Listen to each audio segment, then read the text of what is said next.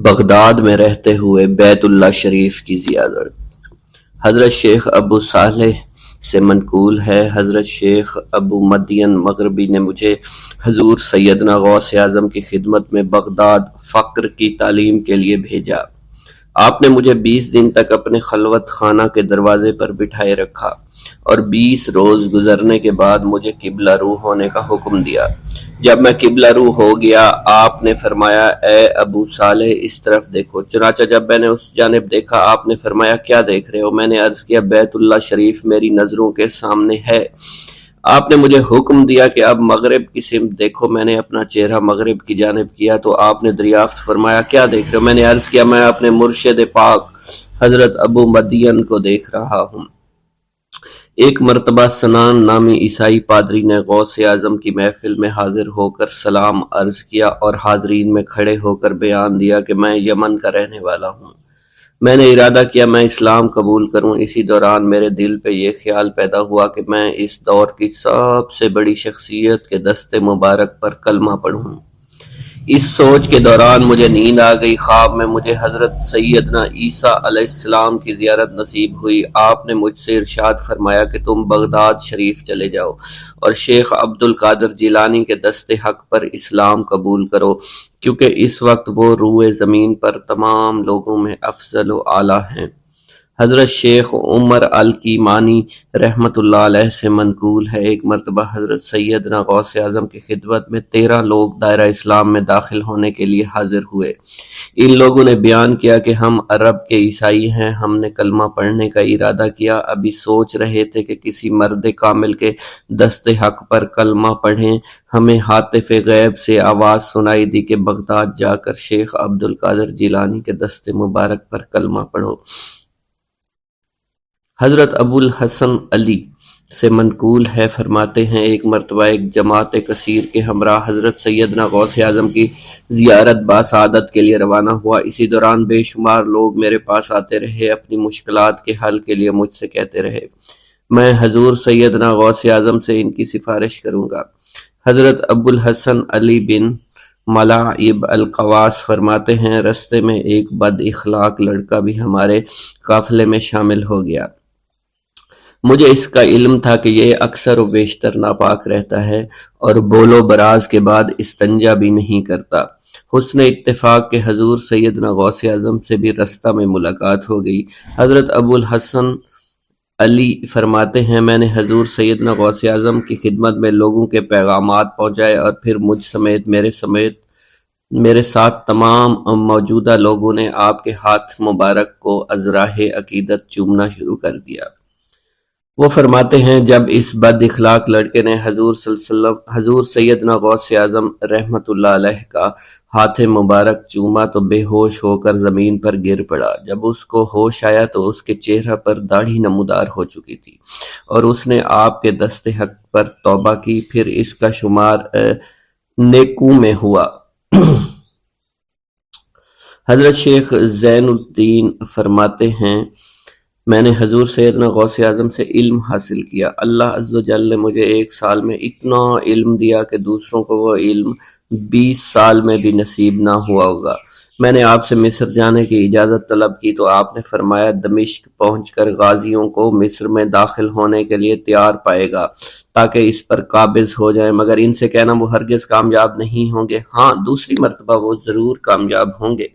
حضرت شیخ زین الدین فرماتے ہیں، جب میں دمشق پہنچا میں نے وہی حال پایا۔ آپ نے بیان فرمایا، میں نے ان سے کہا تو وہ نہ رکے۔ جب میں مصر پہنچا میں نے خلیفہ کو ان کو مقابلے کے لیے تیار کیا۔ میں نے خلیفہ سے کہا، گھبراؤ نہیں، تم کامیاب ہو جاؤ گے۔ جب غازی مصر پہنچے تو ان کو شکست ہوئی۔ شیخ زین الدین فرماتے ہیں، خلیفہ نے مجھے اپنا ندیم خاص مقرر کر دیا اور اپنے ہر راز سے مجھے واقفیت دے دی۔ پھر دوسری مرتبہ غازی آئے، انہوں نے مصر پر قبضہ کر لیا۔ مجھے حضور سیدنا غوث اعظم کے قول کے مطابق ہر ایک سے 1.5 لاکھ دینار ملے۔ مجھے مصر میں ہر خاص و عام میں مقبولیت حاصل ہو چکی تھی اور بے شمار لوگ میرے واعظ سے مستفیض ہونے لگے تھے۔ حضرت سیدنا غوث اعظم شیخ عبد القادر جیلانی کی خدمت میں ایک عورت حاضر ہوئی۔ آپ سے دعا کی درخواست کی کہ اس کے ہاں اولاد ہو آپ نے مراقبہ میں جا کر لوح محفوظ کا مشاہدہ کیا تو وہاں لکھا تھا اس عورت کی قسمت میں اولاد نہیں ہے۔ آپ نے اللہ کے حضور اس کے لیے دعا فرمائی۔ غیب سے ندا آئی اس کے ہاں اولاد نہیں، آپ اس کے حق میں دعا جاری رکھیں یہاں تک کہ غیب سے آپ کو ندا آئی کہ ہم نے آپ کی دعا کی بدولت اس کو 7 لڑکے عطا فرمائے۔ چنانچہ اس عورت کے ہاں یکے بعد دیگرے 7 لڑکوں کی دعا کی پیدائش ہوئی۔ حضرت شیخ ابو الخیر منقول ہے، فرماتے ہیں میں شیخ ابو حسن اور شیخ خلیل بن احمد اور شیخ ابو عبداللہ کی خدمت میں حاضر تھے۔ آپ نے فرمایا تم سب اپنی اپنی حاجات بیان کرو، میں انشاءاللہ تمہاری حاجات پوری کروں گا۔ شیخ ابو سعود نے کہا کہ میں ترک دنیا اختیار کرنا چاہتا ہوں۔ شیخ ابو قائد نے کہا میں مجاہدے کی قوت چاہتا ہوں۔ شیخ ابوالزاد نے کہا کہ میں خوف الہی چاہتا ہوں۔ شیخ فارسی نے کہا اللہ کے ساتھ میرا ایک حال ہے جسے میں کھو بیٹھا میں چاہتا ہوں کہ میرا وہ حال لوٹ آئے۔ شیخ جمیل نے کہا میں حفظ وقت چاہتا ہوں۔ شیخ عمر نے کہا کہ میں علم کی زیادتی چاہتا ہوں۔ حضرت شیخ ابو الخیر محفوظ فرماتے ہیں حضور سیدنا غوث اعظم نے فرمایا انشاءاللہ تم سب کی حاجات جلدی پوری ہوں گی۔ چنانچہ آپ کا قول پورا ہوا اور تمام لوگوں کی حاجات پوری ہوئیں ماں سوائے شیخ خلیل کے، کیونکہ حضرت شیخ خلیل نے قطبیت مانگی تھی جس کا ابھی وقت نہیں آیا تھا۔ حضرت ابو سعود فرماتے ہیں حضرت شیخ حماد دباس کی خدمت میں حاضر ہو کر عرض کیا حضور میں ملک شام کی جانب مال تجارت لے کر جانا چاہتا ہوں اور میرا یہ قافلہ تیار ہے، میرے پاس 700 دینار کا مال ہے۔ حضرت شیخ حماد دباس نے فرمایا اگر تم اس سال سفر کرو گے تو تم سفر میں ہی قتل کر دیے جاؤ گے اور تمہارا تمام مال و اسباب لوٹ لیا جائے گا۔ حضرت حماد عباس کی بات سن کر وہ تاجر حضور سیدنا غوث اعظم کی خدمت میں حاضر ہوا اور حضرت حماد باس کی بات بیان کر دی۔ آپ نے فرمایا کہ تم سفر پر جاؤ میں تمہارا ضامن ہوں۔ آپ کا فرمان سن کر وہ سامان تجارت لے کر شام پہنچا۔ اپنا تمام مال فروخت کرنے کے بعد وہ تاجر اپنے کسی کام سے حلب گیا، وہاں ایک مقام پر اس نے 1000 دینار رکھ دیا اور حلب میں اپنی قیام گاہ پر واپس آ گیا۔ اس نے خواب میں دیکھا عرب بتوؤں نے ایک قافلہ لوٹا ہے، قافلہ کے کئی آدمیوں کو قتل کیا ہے جس میں وہ شامل ہے۔ اس کے بعد وہ بیدار ہوا، گھبرا کر اس جگہ پہنچا جہاں اس نے 1000 دینار رکھے تھے۔ اس کے دینار وہیں پر رکھے اس کو مل گئے۔ دینار لے کر واپس قیام گاہ پہنچا، بغداد شریف واپس جانے کی تیاری شروع کر دی۔ جب وہ تاجر بغداد شریف واپس پہنچا تو پہلے حضرت حماد باس کی خدمت میں حاضر ہوا تو آپ نے فرمایا کہ تم پہلے حضور سیدنا غوث اعظم کی خدمت میں حاضر ہوا، کیونکہ وہ محبوب سبحانی ہیں، انہوں نے اللہ کے حضور تمہارے لیے 70 مرتبہ دعا مانگی یہاں تک کہ تمہاری حقیقت کو خواب میں بدل دیا گیا۔ وہ تاجر آپ کی خدمت میں حاضر ہوا اور آپ نے حضرت حماد باس کی بات کی تصدیق کی۔ ایک گاؤں کے بارے میں کہا جاتا تھا کہ جہاں قدرت کی بے پناہ نعمتیں تھیں، اللہ پاک نے وہاں کے لوگوں کو مالا مال کیا ہوا تھا۔ ایسی نعمتیں کہ جن نعمتوں کو دیکھ کر انسان اکثر مغرور ہو جایا کرتے ہیں، مگر وہاں پر کچھ مسلمان تھے اور سب سے بڑی اور بری بات یہ تھی کہ وہاں کے تمام لوگ کافر تھے۔ وہ کفار اپنی دولت پر بہت فخر کیا کرتے تھے کیونکہ ان میں ہر ایک انسان بہت دولت مند تھا، ہر ایک کے پاس بے بہا پیسے تھے، کسی کو پیسوں کی کمی نہیں تھی۔ وہاں کے سردار کی ایک اکلوتی بیٹی تھی جس کو سردار بے پناہ پیار کرتا تھا۔ اس سردار کی بیٹی بے پناہ مغرور، ظالم، گھمنڈی تھی۔ وہاں پر غریب لوگ صرف مسلمان ہی تھے، تمام کافر ایک دوسرے کی مدد کیا کرتے تھے، لیکن مسلمانوں کی مدد کرنے والا وہاں پر کوئی نہ تھا۔ وہاں پر انہیں کوئی دیکھنے والا نہ تھا۔ سردار کی بیٹی کو کالے جادو میں خوب مہارت حاصل تھی اور وہ جادو کی وجہ سے وہاں پر رہنے والے غریبوں پر بہت ظلم کیا کرتی تھی۔ تمام مسلمان اس سے بے حد پریشان تھے اور وہ لوگوں کو غلام بناتی اور مزدور بناتی تھی۔ اگر ان میں کوئی اس کی بات نہ مانتا تو اس کو قیدی بنا کر اپنے اشاروں پر نچایا کرتی تھی۔ اس بستی میں چونکہ اکا دکا مسلمان تھے جن کا کوئی پرسان حال نہیں تھا،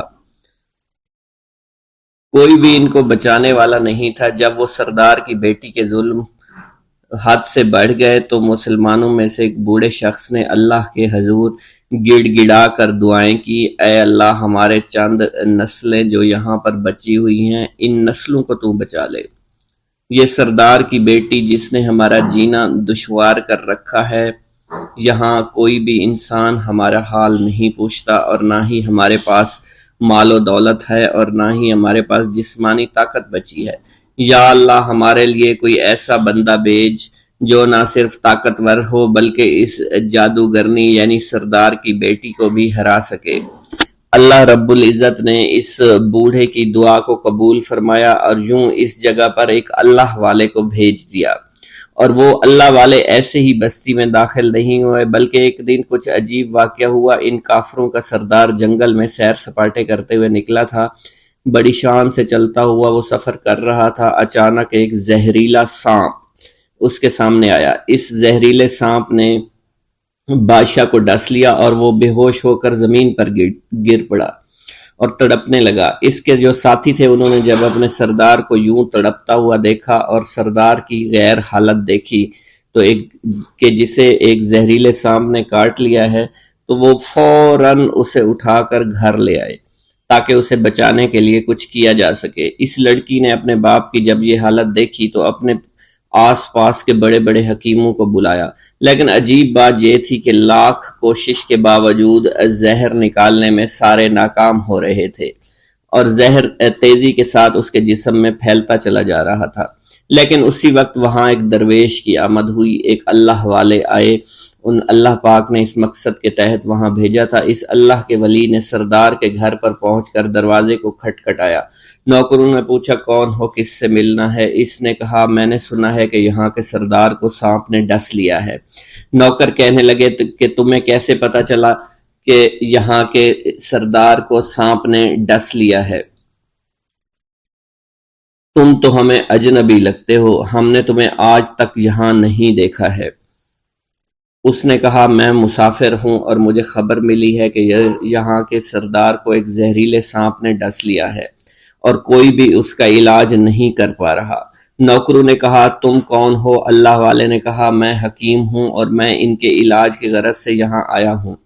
وہ نوکر اللہ والے کی حالت دیکھ کر ہنسنے لگے کیونکہ آپ نے پھٹے پرانے کپڑے پہن رکھے تھے اور دیکھنے سے بہت غریب معلوم ہوتے تھے۔ وہ نوکر کہنے لگے کہ اتنے بڑے سردار کا علاج کرو گے؟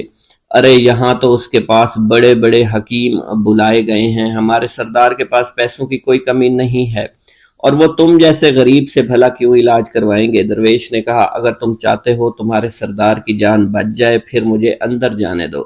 غلام کہنے لگا ٹھیک ہے ہم اندر جا کر اجازت لے کر آتے ہیں۔ نوکر اندر گئے، سردار کی بیٹی سے کہا ایک غریب آیا ہے، کپڑوں سے فقیر معلوم ہوتا ہے لیکن کہتا ہے میں سردار کا علاج کر سکتا ہوں اور میں سردار کا علاج کروں گا۔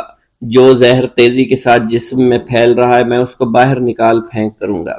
اس کی بیٹی کہنے لگی ٹھیک ہے بلا لو۔ جب وہ اللہ والے اس کے گھر کے اندر گئے تو دیکھا سردار تڑپ رہا تھا، ٹانگ کو بار بار بستر پر پٹخ رہا تھا۔ اللہ والے نے اس کے پیر کی طرف دیکھا جہاں سانپ نے اس کو کاٹا تھا، اسی جگہ اللہ والے نے تھوک دیا، فوراً وہاں سے بھاگ گئے۔ اس کے سارے سپاہی اس کی بیٹی دیکھ کر حیران رہ گئے کہ یہ بھلا کون سا دیوانہ ہے، کمرے میں آیا، علاج کی بجائے اسی جگہ پر تھوک دیا جہاں صرف کاٹا تھا، اور بھاگ بھی گیا، اس کو کوئی گرفتار نہیں کر سکا۔ سردار کی بیٹی غصے میں تل ملا اٹھی کہ اس نے جو گستاخی کی ہے اس کی کوئی بات نہیں، تھوک کو میں صاف کروا دوں گی، مگر اس کو تو میں ابھی گرفتار کرواتی ہوں۔ اور اس نے اپنے سردار کے ایک نوکر سے کہا کہ اس تھوک کو صاف کرو۔ اس نوکر نے تھوک کو صاف کرنے کی بجائے اس کو اچھی طرح سے ٹانگ پر مل دیا۔ لڑکی نے کہا کیا کر رہے ہو؟ اس فقیر نے میرے باپ کی ٹانگ پر تھوک دیا، اب اس تھوک کو تم مل رہے ہو؟ حکیم نے اپنے ہاتھ کے اشارے سے سردار کے بیٹے کو روک دیا۔ جیسے اس تھوک کو سردار کی ٹانگ پر ملا گیا فوراً سارا زہر ختم ہو گیا۔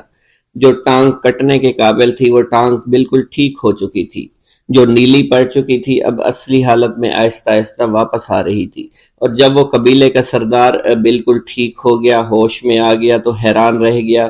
اسے بتایا کہ فقیر بابا کے تھوک کی وجہ سے آپ ٹھیک ہوئے ہیں۔ اس نے کہا وہ بزرگ تو ہمارے لیے مسیحا ہے، تم لوگوں نے انہیں جانے کیوں دیا؟ انہیں میرے پاس لے کر آؤ، انہوں نے ہم پر بہت بڑا احسان کیا ہے، ہم اس کے احسان کا بدلہ ضرور چکائیں گے۔ اس کی بیٹی جو خاموشی سے باپ کو دیکھ رہی تھی، اس نے کچھ بھی نہ کہا۔ گاؤں کے سردار کے کہنے پر سارے سپاہی اللہ والے کو ڈھونڈنے کے لیے نکل گئے۔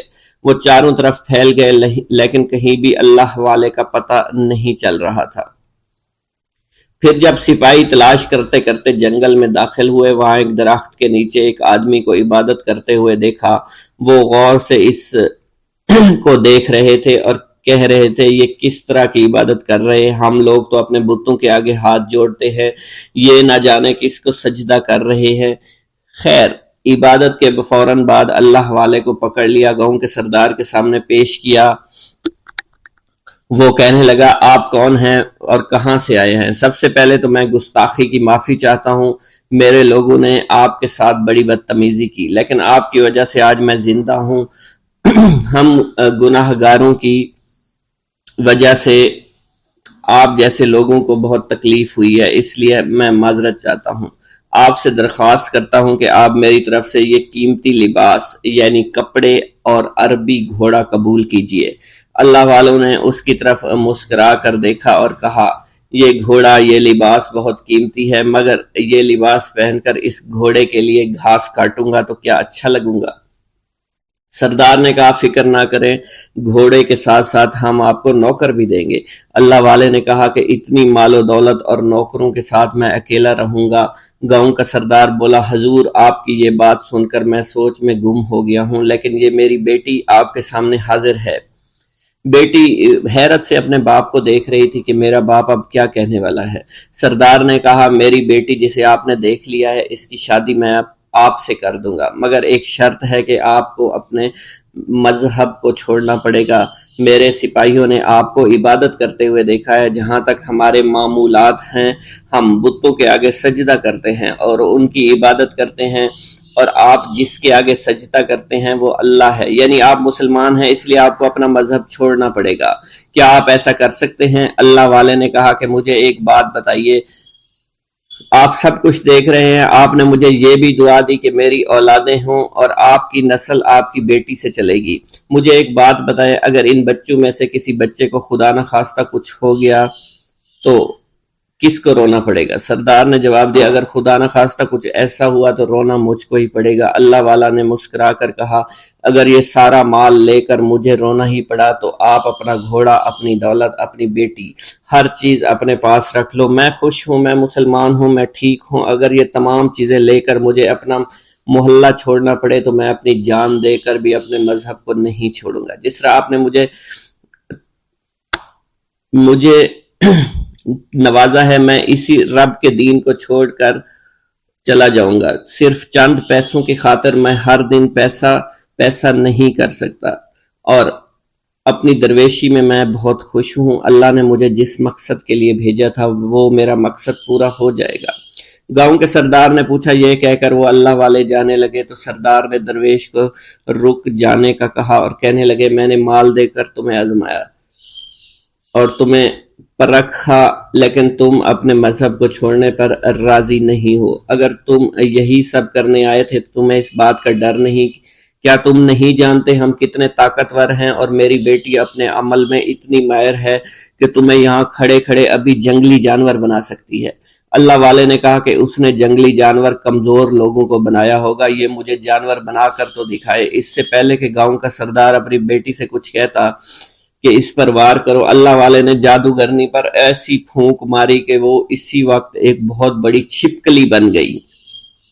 وہ کچھ بھی نہیں کر پا رہی تھی، وہ چھپکلی اتنی بڑی تھی کہ وہاں پر جتنے بھی انسان کھڑے تھے ان سب میں سب سے زیادہ اونچا اس کا قد تھا۔ وہ چھپکلی اللہ والے کے پاس آئی، اپنا زہر اس پر اگلنا چاہتی تھی کہ اسی وقت اس نے اس کے منہ پر تھوک دیا۔ تھوکنے کی دیر تھی، وہ چھپکلی جلنے لگی اور جس سے گرمی کی وجہ سے اس کا چہرہ پگھل رہا تھا، اس کا چہرہ جل کر کالا ہو چکا تھا۔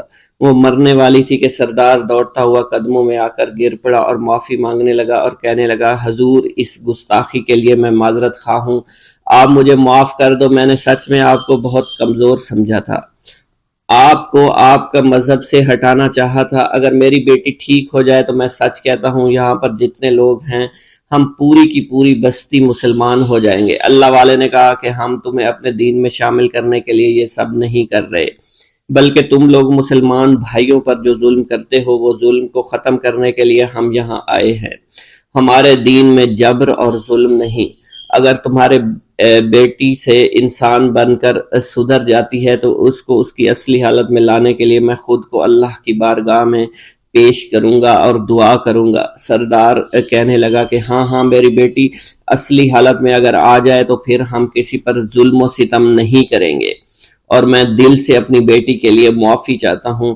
آج سے یہ کوئی بھی جادو ٹونا اور مسلمانوں کو تنگ نہیں کرے گی، اور نہ ہی کسی مسلمان پر یہ ظلم اور جبر کرے گی۔ بس آپ اسے دوبارہ سے انسان بنا دے۔ اللہ والا نے چھپکلی پر دوبارہ سے پھونک ماری تو پھر سے انسان بن گئی، اور اللہ والے کے قدموں سے وہ لپٹ گئی، کہنے لگی مجھے معاف کر دیجئے، مجھے معاف کر دیجئے، میں نے اپنے آپ کو بہت طاقتور سمجھا۔ اس لڑکی کا آدھا چہرہ جل چکا تھا اور کالا ہو چکا تھا۔ وہ کہنے لگی کہ آج اپنے باپ کے ساتھ میں آپ کے دست مبارک پر مسلمان ہونا چاہتی ہوں۔ میں وعدہ کرتی ہوں کہ آج سے اس بستی پر کوئی بھی کافر کسی مسلمان کے ساتھ بدتمیزی نہیں کرے گا، زیادتی نہیں کرے گا، ظلم اور جبر نہیں کرے گا، بلکہ ہم سب یہاں مل جل کر رہیں گے اور بھائی چارے کے ساتھ رہیں گے۔ ہم سب مسلمان ہو جائیں گے، اور پھر یوں اللہ والے کے ہاتھوں پوری بستی کا سردار اور اس کی بیٹی نے اسلام قبول کر لیا، اور سردار نے اللہ والے سے اپنی بیٹی کا نکاح کر دیا، اور پھر اس بستی میں ہمیشہ کے لیے امن و امان قائم ہو گیا۔ بھوک اللہ کے خزانوں میں سے ایک خزانہ ہے۔ حضرت شیخ ابو محمد فرماتے ہیں، ایک روز میں حضور سیدنا غوث اعظم کی خدمت میں ایسی حالت میں حاضر ہوا کہ فاقہ سے تھا، اور میرے اہل و عیال بھی کئی دنوں سے بھوکے تھے۔ میں نے آپ کی خدمت میں سلام عرض کیا تو آپ نے میری دلی کیفیت کو بھانپتے ہوئے فرمایا، اے جونی، بھوک اللہ تعالیٰ کے خزانوں میں سے ایک خزانہ ہے، اور اللہ عز و جل جس کو دوست رکھتا ہے اس کو فاقہ کی نعمت عطا فرما دیا کرتا ہے۔ حضرت شیخ زین الدین فرماتے ہیں، ایک مرتبہ میں اور ایک میرا دوست حج کی ادائیگی کے بعد بغداد شریف آئے۔ بغداد شریف میں ہم کسی کو جانتے نہیں تھے، اور ہمارے پاس صرف ایک قبضہ کمان تھی جسے فروخت کر کے ہم نے کچھ چاول خریدے اور انہیں پکایا۔ ہم ان چاولوں سے سیر نہ ہو سکے اور نہ ہی ہمیں کوئی لطف محسوس ہوا۔ بعد ازاں ہم حضور سیدنا غوث اعظم کی محفل میں حاضر ہوئے تو آپ کچھ کلام فرما رہے تھے۔ ہمیں دیکھتے ہی آپ نے اپنا کلام قطع کر لیا اور فرمانے لگے، حجاز مقدس سے کچھ مہمان آئے اور ان کے پاس قبضہ کمان کے سوا کچھ نہ تھا، جسے انہوں نے فروخت کر کے چاول خریدے اور انہیں پکا کر کھایا، لیکن نہ ہی وہ سیر ہوئے اور نہ ہی لطف اندوز۔ حضرت شیخ زین الدین ابو الحسن علی بن ابو طاہر ابراہیم انصاری فرماتے ہیں، ہم نے جب حضور سیدنا غوث اعظم کا یہ کلام سنا تو ہم نہایت حیران ہوئے۔ محفل کے اختتام پر آپ نے دسترخوان بچھوایا۔ میں نے آہستگی سے اپنے دوست سے اس کی پسندیدہ چیز کے متعلق پوچھا تو اس نے کہا، حلوہ کھانا چاہتا ہے، اور میرے دل میں اس وقت شہد کی خواہش پیدا ہوئی۔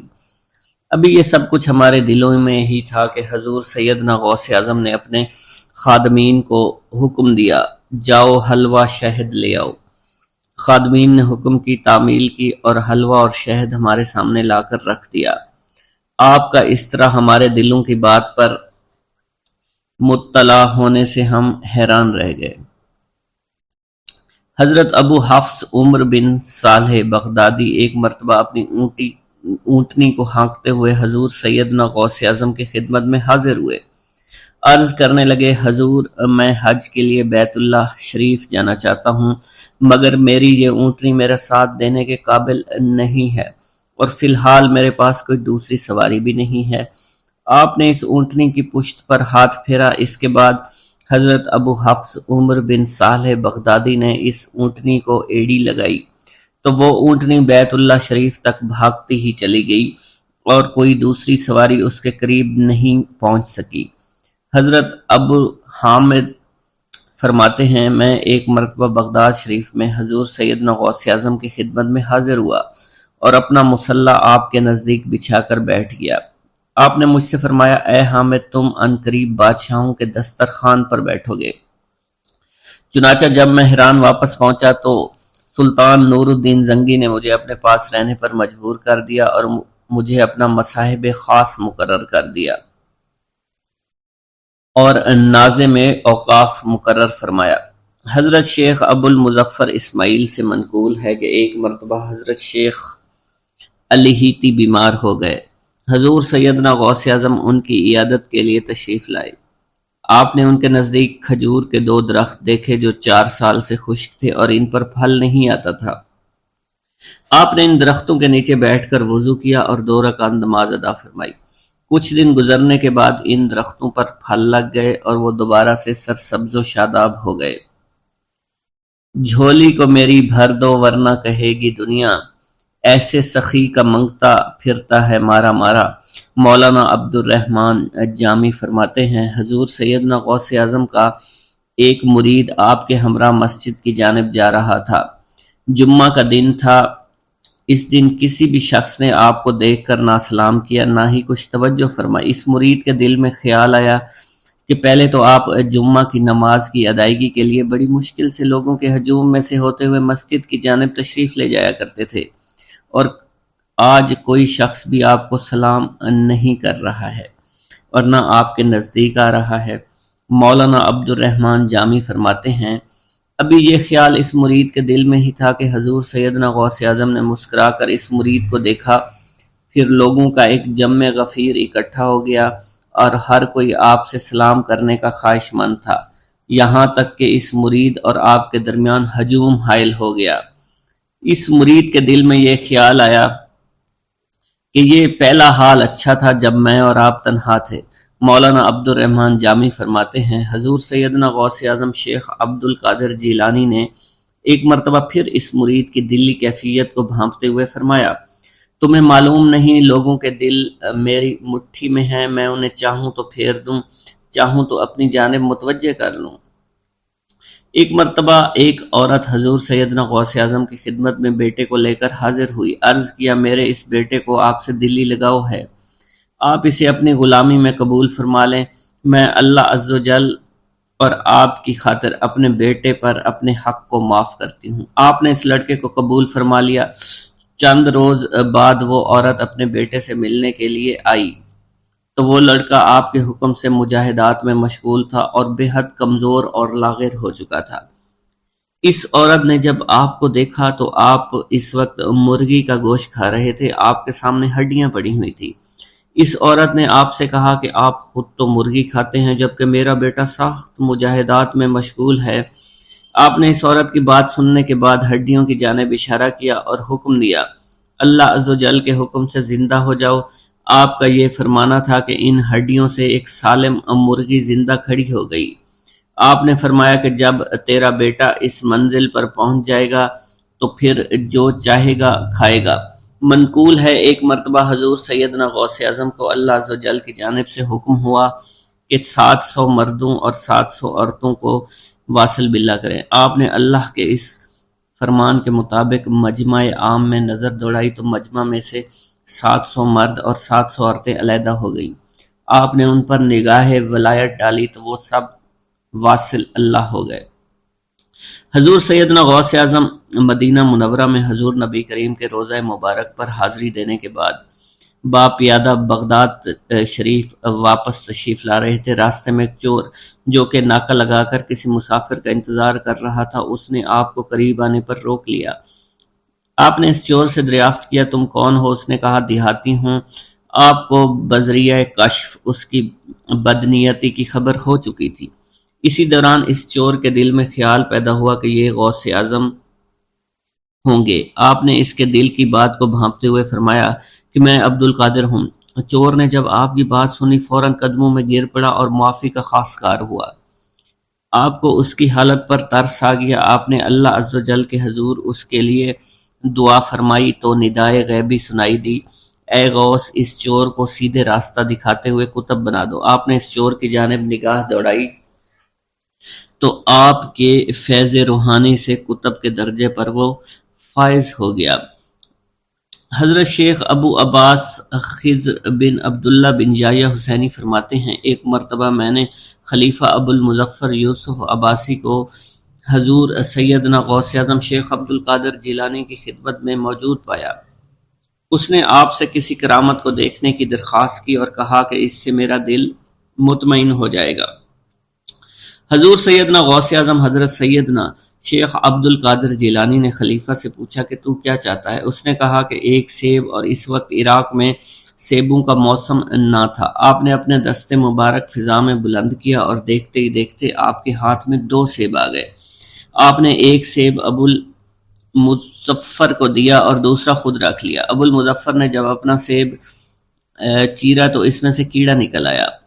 اس نے جب اپنا سیب چیرا تو یہ اندر سے سفید تھا، اس میں سے کستوری کی خوشبو آ رہی تھی۔ ابو المظفر نے وجہ دریافت کی تو آپ نے فرمایا اس سیب میں سے کیڑا اس وجہ سے نکلا کیونکہ اس سیب کو ظالم کا ہاتھ لگا ہوا تھا۔ حضرت شیخ ابو محمد سے مروی ہے، ایک مرتبہ میں حضور سیدنا غوث اعظم کی خدمت میں بغداد شریف حاضر ہوا۔ کچھ دنوں تک آپ کے ہاں قیام پذیر رہا اور روحانی فیوز و برکات سے مالا مال ہوا۔ بعد ازاں جب میں واپس اپنے ملک مصر روانہ ہونا لگا تو آپ نے مجھ سے فرمایا کہ کبھی کسی سے کوئی چیز مت مانگنا۔ پھر آپ نے اپنی انگشت شہادت میرے منہ میں ڈالی اور فرمایا کہ اسے اچھی طرح چوسو۔ چنانچہ میں نے آپ کے فرمان کے مطابق ایسا ہی کیا۔ جب میں آپ سے اجازت لینے کے بعد واپس اپنے ملک مصر روانہ ہوا تو بغداد شریف سے مصر تک کی طویل مسافت کے دوران مجھے کچھ بھوک محسوس نہیں ہوئی، اور میں جوں جوں آگے بڑھتا رہا اپنے جسم میں توانائی کو پہلے سے زیادہ پاتا۔ بسم اللہ الرحمن الرحیم۔ منقول ہے کہ حضور سیدنا غوث اعظم کے زمانہ میں ایک مقرب کی ولایت سلب کر لی گئی۔ سب چھوٹے بڑے اس کو حقارت کی نگاہ سے دیکھنے لگے۔ اس نے 360 اولیاء اللہ سے التجا کی کہ وہ اس کے حق میں دعا فرمائیں، لیکن اس کا نام لوح محفوظ پر اشتیاق کی فہرست میں لکھ دیا گیا۔ ان اولیاء اللہ نے اس کو بتایا کہ تم کامیاب نہیں ہوں گے۔ اس کے چہرے کا رنگ سیاہ پڑ گیا۔ اس شخص نے حضور سیدنا غوث اعظم شیخ عبد القادر جیلانی کی خدمت میں حاضر ہو کر دعا کی درخواست کی۔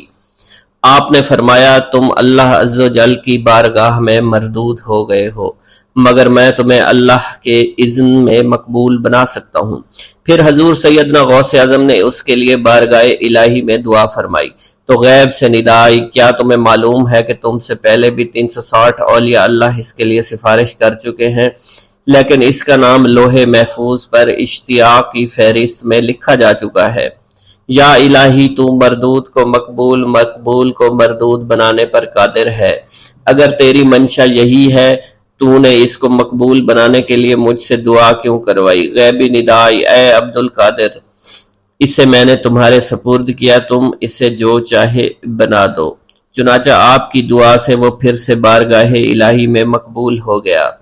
حضرت شیخ ابو صالح سے منقول ہے، حضرت شیخ ابو مدین مغربی نے مجھے حضور سیدنا غوث اعظم شیخ عبد القادر جیلانی کی خدمت میں بغداد فقر کی تعلیم کے لیے بھیجا۔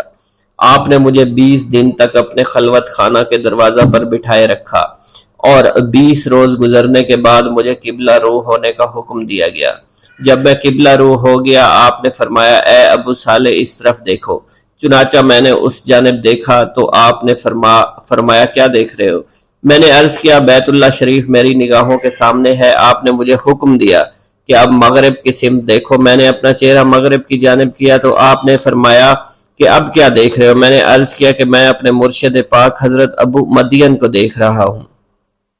ایک مرتبہ سنان نامی عیسائی پادری نے حضور سیدنا غوث اعظم کی محفل میں حاضر ہو کر سلام عرض کیا۔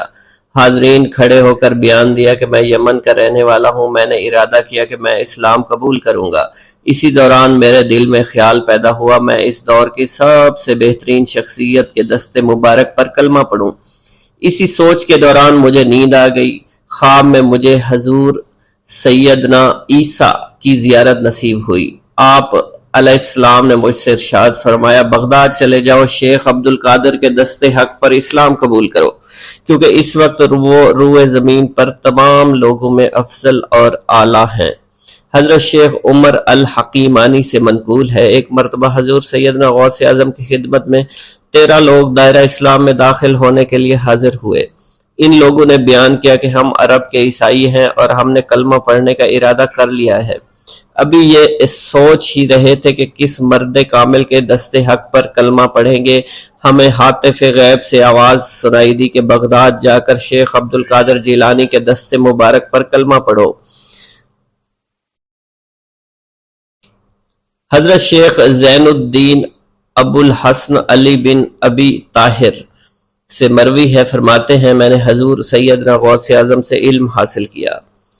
اللہ عز و جل نے مجھے 1 سال میں اتنا علم دیا کہ دوسروں کو وہ علم 20 سال میں بھی نصیب نہ ہوا ہوگا۔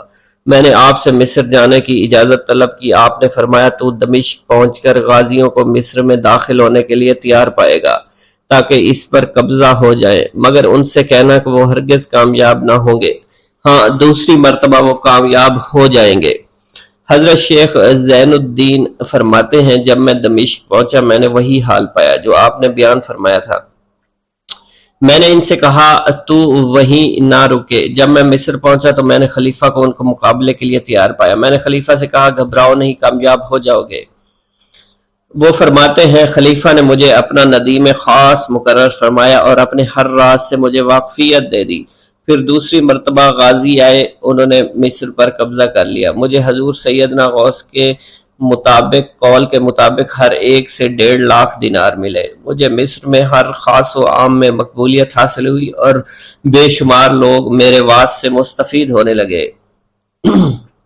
حضرت شیخ ابو الخیر سے منقول ہے، فرماتے ہیں میں شیخ ابو محمد حسن، شیخ ابو قاسم، شیخ ابو حفظ کی خدمت میں حاضر ہوئے۔ آپ نے فرمایا تم سب اپنی اپنی حاجات بیان کرو، میں انشاءاللہ تمہاری حاجات پوری کروں گا۔ شیخ ابو سعید نے کہا کہ میں ترک دنیا اختیار کرنا چاہتا ہوں۔ شیخ ابن قائد وانی نے کہا کہ مجھے مجاہدے کی قوت عطا کر دیجئے۔ شیخ بزاز نے کہا خوف الہی چاہتا ہوں۔ شیخ فارسی نے کہا اللہ کے ساتھ میرا ایک حال ہے جسے میں کھو بیٹھا ہوں، چاہتا ہوں میرا وہ حال لوٹ آئے۔ شیخ جمیل نے کہا میں حفظ کرنا چاہتا ہوں۔ شیخ عمر نے کہا میں علم کی زیادتی چاہتا ہوں۔ شیخ خلیل نے کہا میں چاہتا ہوں مجھے موت نہ آئے، یہاں تک کہ مجھے مقام قطبیت پر فائز کیا جائے۔ شیخ ابو البرکات نے کہا کہ میں محبت الہی میں استغراق چاہتا ہوں۔ شیخ ابو عبداللہ نے کہا کہ میں نائب وزیر بننا چاہتا ہوں۔ شیخ ابو مفتوح نے کہا کہ میں خلیفہ کے گھر کا استاد بننا چاہتا ہوں۔ حضرت شیخ ابو الخیر فرماتے ہیں حضور سیدنا غوث اعظم نے فرمایا انشاءاللہ تم سب کی حاجات جلد پوری ہوں گی۔ چنانچہ آپ کا قول پورا ہوا اور تمام لوگوں کی حاجات پوری ہوئیں ماں سوائے شیخ خلیل کے، کیونکہ حضرت شیخ خلیل نے قطبیت مانگی تھی جس کا وقت ابھی نہیں آیا تھا۔ حضرت ابو السعد عبداللہ سے مروی ہے کہ میری کنواری بیٹی فاطمہ گھر کی چھت پر چڑھی تو اسے کوئی چیز اٹھا کر لے گئی۔ اس وقت میری بیٹی کی عمر 16 برس تھی۔ میں حضور سیدنا غوث اعظم شیخ عبد القادر جیلانی کی خدمت میں حاضر ہوا اور سارا ماجرا ان کے گوش گزار کر دیا۔ آپ نے فرمایا تم آج رات کو کرخ کے ویرانے میں جاؤ اور تل خمس 5واں ٹیلا کے پاس جا کر بیٹھ جاؤ اور اپنے ارد گرد دائرہ کھینچ لو۔ دائرہ کھینچتے وقت بسم اللہ علی نیت عبد القادر کے الفاظ پڑھنا۔ جب رات بڑھے گی جنوں کے گروہ مختلف شکلوں میں تیرے نزدیک سے گزریں گے، تم انہیں دیکھ کر خوف زدہ مت ہونا۔ جب صبح ہو جائے گی تو جنوں کا بادشاہ ایک جماعت کے ہمراہ گزرے گا، وہ تجھ سے تیری حاجت پوچھے گا، تو اسے بتانا عبد القادر نے بھیجا ہے اور میری حاجت یہ ہے۔ ابو سعید فرماتے ہیں میں نے حکم کی تعمیل کی، آپ کے فرمان کے مطابق ڈراؤنی شکلوں والے لوگ گزرے مگر دائرہ کے نزدیک کوئی نہ آ سکا، یہاں تک کہ صبح جنوں کا بادشاہ گھوڑے پر سوار ہو کر آیا، اس کے ساتھ ایک کثیر جماعت بھی تھی۔ اس نے مجھ سے کہا میری حاجت پوچھی۔ میں نے اسے حضور سیدنا غوث اعظم کا پیغام پہنچاتے ہوئے کہا اور اپنی حاجت بیان کی۔ میری بات سن کر وہ بادشاہ گھوڑے سے اترا، زمین کو بوسہ دیتے ہوئے دائرہ کے کنارے بیٹھ گیا۔ بادشاہ کے بیٹھتے ہوئی جماعت بھی بیٹھ گئی۔ پھر بادشاہ نے اپنی جماعت کے کچھ لوگوں کو حکم دیا، جاؤ، جس نے یہ کام کیا ہے اسے میرے پاس لے کر آؤ۔ چنانچہ وہ لوگ ایک سرکش جن کو پکڑ لائے جس کے ساتھ میری بیٹی بھی تھی۔ جنوں کے بادشاہ سے کہا گیا کہ یہ ملک چین کے سرکش جنوں میں سے ہے۔ بادشاہ نے اس جن کو مخاطب کرتے ہوئے کہا کہ تمہیں قطب وقت کے قدموں کے نیچے سے لڑکی اٹھانے کی جرت کیوں کر پیش ہوئی؟ اس سرکش جن نے کہا کہ میں اس لڑکی پر عاشق ہو گیا تھا۔ بادشاہ جن نے اس سرکش جن کو سر قلم کرنے کا حکم دیا اور میری بیٹی مجھے واپس لوٹا دی۔ میں نے بادشاہ جن سے کہا کہ تم نے حضور سیدنا غوث اعظم کا حکم بجا لانے میں کوئی کسر نہ چھوڑی۔ بادشاہ جن نے کہا کہ وہ گھر بیٹھے ہم جیسے سرکشوں کو دیکھ لیتے ہیں، خواہ کتنی ہی دور کیوں نہ بیٹھے ہوں۔ جب اللہ عز و جل کوئی قطب مقرر کرتا ہے تو اسے جن و انس پر قدرت عطا فرما دیتا ہے۔ تفریح الخاطر میں منقول ہے، حضور سیدنا غوث اعظم کے وصال کے بعد ایک شخص جو کہ عرصہ دراز سے مرشد کامل کی تلاش میں تھا اور وہ آپ کا شورا سننے کے بعد آپ کی خدمت میں بغداد شریف پہنچا۔ جب اس شخص کو معلوم ہوا کہ آپ وصال فرما گئے ہیں تو وہ آپ کی قبر مبارک پر حاضر ہوا اور آداب زیارت بجا لایا۔ آپ اپنی قبر مبارک سے باہر تشریف لائے، اس کا ہاتھ پکڑ کر اسے سلسلہ عالیہ قادریہ میں بیعت فرما دیا اور اس کی جانب خصوصی توجہ فرمائی۔ حضرت ابو بکر ارکیمی فرماتے ہیں، میں ابتدائی عمر میں شتر بانی کا کام کیا کرتا تھا۔ ایک مرتبہ مجھے ایک شخص کے ساتھ حج کرنے کا اتفاق ہوا۔ اس شخص کو یہ خطرہ لاحق ہوا کہ وہ عنقریب مر جائے گا۔ اس نے مجھے ایک چادر اور 10 دینار دیے اور فرمایا، یہ میری امانت تم بغداد شریف واپس جا کر حضور سیدنا غوث اعظم شیخ عبد القادر جیلانی رحمۃ اللہ علیہ کی خدمت میں پیش کر دینا۔ حضرت ابو بکر الکیمی فرماتے ہیں کہ میں اس وصیت کے کچھ دنوں بعد اس شخص کا انتقال ہو گیا۔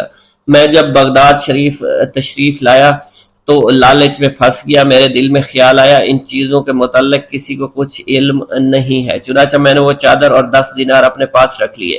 ایک دن میں بازار سے گزر رہا تھا، میری ملاقات حضور سیدنا غوث اعظم سے ہوئی۔ میں نے آپ کو سلام کیا، آپ نے میرا ہاتھ پکڑ کر فرمایا، تم نے 10 دیناروں کے لیے بھی اللہ کا خوف نہیں کیا، میری امانت اپنے پاس رکھ لی اور میرے پاس اپنی آمد و رفت بھی ختم کر لی۔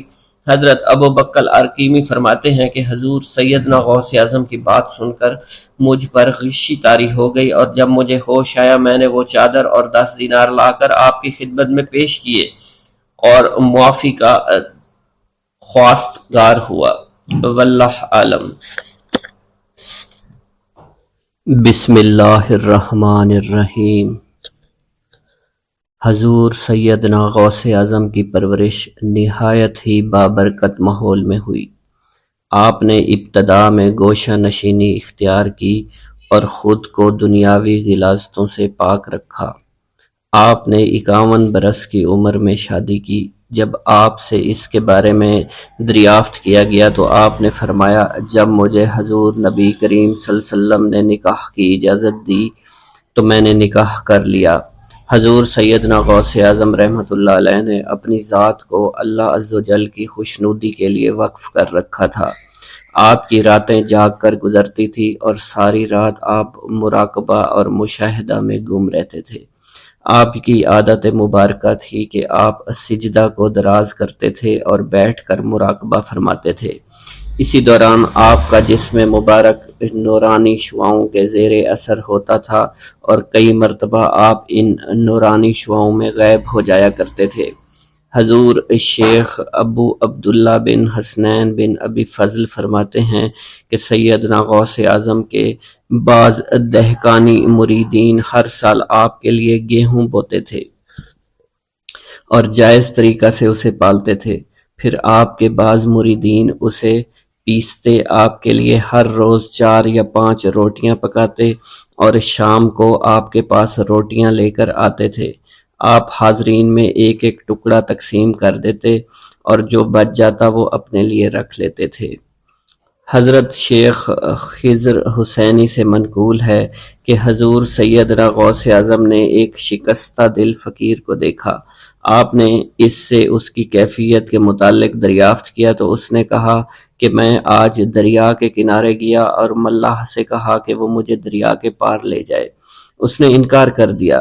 میں اپنے اس افلاس کے سبب پریشان اور شکستہ دل ہوں۔ ابھی اس فقیر کا کلام جاری تھا کہ ایک شخص آپ کی خدمت میں حاضر ہوا اور 30 دینار آپ کی خدمت میں پیش کر دیے۔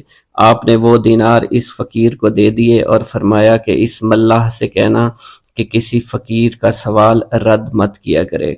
حضرت شیخ معمر کا بیان ہے کہ میں نے حضور سیدنا غوث اعظم سے زیادہ کسی کو درگزر فرمانے والا نہیں دیکھا۔ آپ کی عطا کا یہ عالم تھا کہ ایک محفل میں 400 لوگوں کو ولایت کے مقام اعلیٰ تک پہنچا دیا کرتے تھے۔ بھوکوں کو کھانا کھلانا اور بیواؤں کی حاجت روائی کرنا آپ کا معمول تھا۔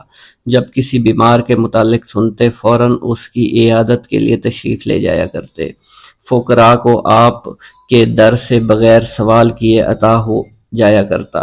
حضور سیدنا غوث اعظم نے فرمایا کہ مخلوق سے کنارہ کشی سے قبل علم حاصل کرو، کیونکہ جو شخص علم کے بغیر عبادت کرتا ہے وہ اصلاح سے زیادہ فساد میں مبتلا ہو جاتا ہے۔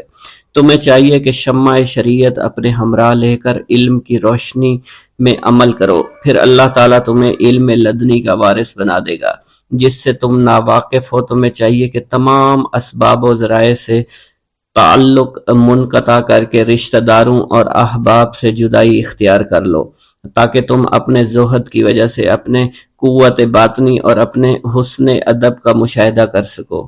خدا کے علاوہ تمام عالم اسباب سے اس خوف سے منقطع ہو جاؤ تاکہ تمہاری شمع معرفت نہ بجھ جائے، اور جب تم 40 دن ایک چلہ اپنے رب کے لیے مخصوص کر دو گے تو تمہارے قلب سے حکمت کے چشمے جاری ہو جایا کریں گے اور تم معرفت الہی کی تپش کا مشاہدہ کرنے لگو گے، جس کو حضرت موسیٰ علیہ السلام نے اپنے شجر قلب پر محسوس کیا تھا۔ اس کیفیت کے بعد تم اپنے نفس و خواہش، اپنے شیطان، اپنی طبیعت اور اپنے وجود سے کہو گے کہ ٹھہر جا، میں نے اس آگ کا مشاہدہ کر لیا ہے جو قلب موسیٰ علیہ السلام سے روشن ہوئی تھی۔ اس کے بعد تمہارے قلب میں باطن سے یہ آواز آنے لگی کہ میں ہی تمہارا رب ہوں، میری ہی عبادت کرو، میرے غیر کی اطاعت سے گریزاں ہو جاؤ، میرے سوا کسی سے تعلق مت رکھو، میری معرفت حاصل کر کے میرے غیر کو فراموش کر دو، غیر سے اعراض کر کے صرف میرے علم، میرے قرب، میرے ملک اور میری سلطنت کی جانب متوجہ رہو۔ جب تمہیں بقائے الہی حاصل ہو جائے تو تمہاری زبان پر اللہ تعالیٰ کا نام جاری ہو جائے گا اور تمہارے حجابات رفع ہو کر قلب سے کدورت زائل ہو جائے گی اور نفس کو مکمل سکون حاصل ہوگا۔ پھر جب اس کے الطاف غالب آ جائیں تو تمہیں خطاب کیا جائے گا، اے قلب فرعون، نفس کی طرف توجہ کر اور ان کو راہ ہدایت پر چلا، میری جانب آ جا اور ان سے کہہ دے کہ میرا ہی اتباع کریں، پھر انہیں رشد کے راستے پر ہدایت کر کے ان سے تعلق قائم کر، اس کے بعد پھر قطع تعلق کر کے دوبارہ استوار ہو کر آ جا اور اسی طرف استوار ہو کر دیکھتا رہے۔ حضرت شیخ معمر سے منقول ہے، فرماتے ہیں ایک مرتبہ میں حضور سیدنا غوث اعظم کی خدمت میں حاضر تھا۔ آپ بیٹھے کچھ لکھ رہے تھے، اسی دوران چھت سے 3 مرتبہ مٹی گری۔ چوتھی مرتبہ ایسا ہوا تو آپ نے جلال میں آ کر اس جگہ دیکھا جہاں سے مٹی گر رہی تھی۔